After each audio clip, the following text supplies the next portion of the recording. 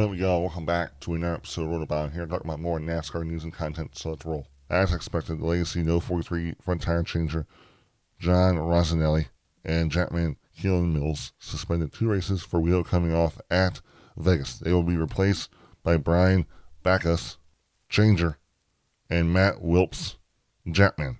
So there's 2 changes there. They got suspended for a wheel coming off of Aaron Jones' car at Vegas.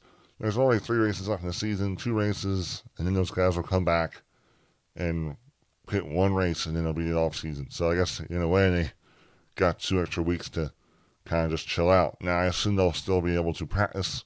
This really has nothing to do with really anything importantly. They're not in the playoffs. They're just trying to finish out their season. But overall, this was the major news when it came to penalties this weekend. Next thing, this past week, NASCAR and F1 went heads up in the ratings.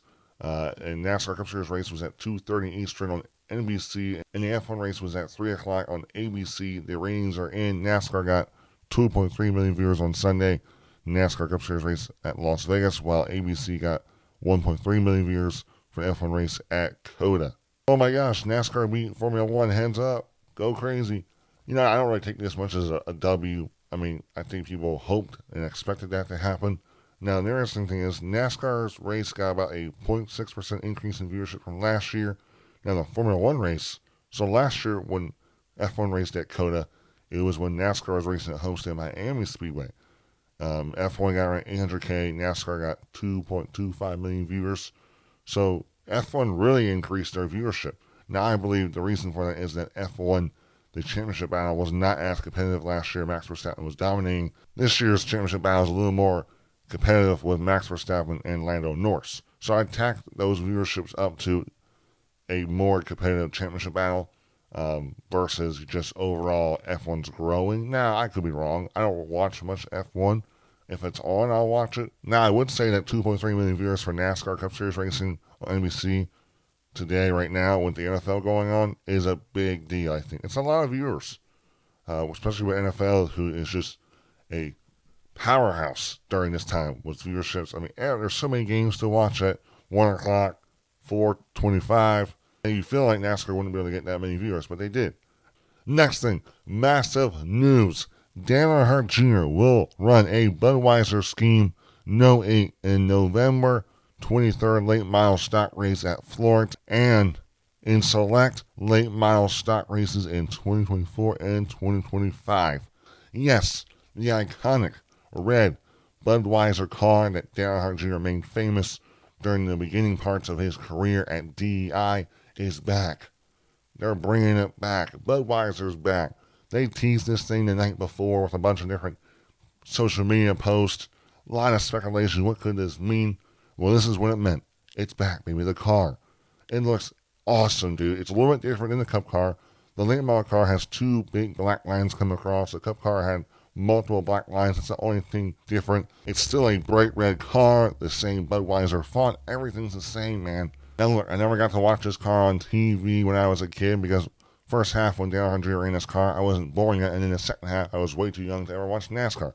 So now, I guess if I want to, I can pay a subscription for Flow Racing and watch this car on TV. Maybe I'll do that. The merch for this stuff is insane. It looks sick as crap. The die cast, I'm going to have to buy a die cast of this thing.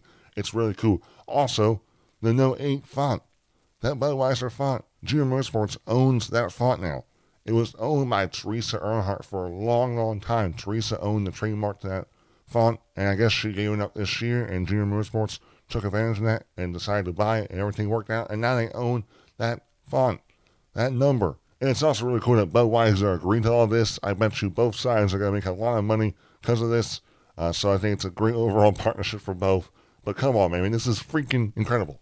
Last thing, Frankie Muniz will be going full-time for Runeman Brothers Racing in the Craftsman Truck Series in 2025. Frankie Muniz, former movie star turned race car driver.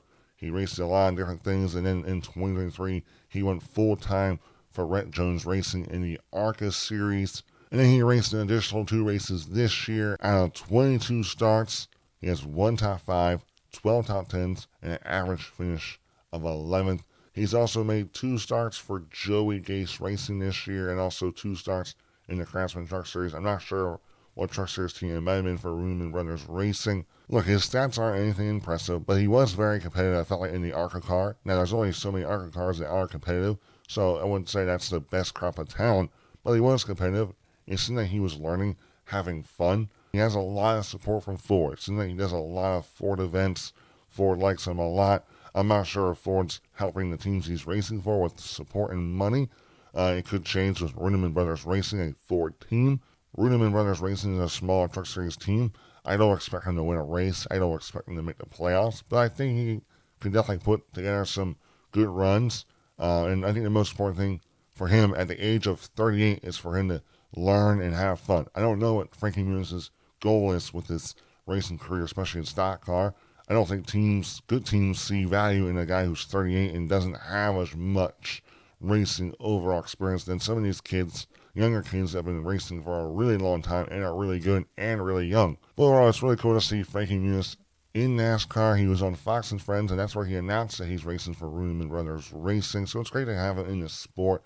But I really do hope that he is able to find some success, have fun, get better, have some good finishes. Because I do think it would technically be good for the sport if he was successful, right?